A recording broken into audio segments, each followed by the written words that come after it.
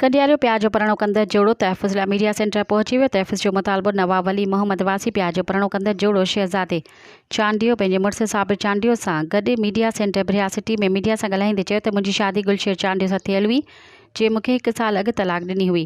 हाणे मां साबिर चांडियो सां जस्टिस ऑफ पीस वटि पेश थी छॾी त मोहम्मद मजिद हक़ निकाह कयो आहे, जंहिं तां मुंहिंजा माइट अॻिणो मुड़ुसु गुलशेर चांडियो, आशिक़ चांडियो, अल्लाहदाद अकबर चांडियो ऐं ॿिया कावड़जी पिया आहिनि, जेके असांखे मारणु चाहिनि था। असांखे सख़्तु ख़तरो आहे, ख़दशो आहे त असांखे क़तल कयो वेंदो।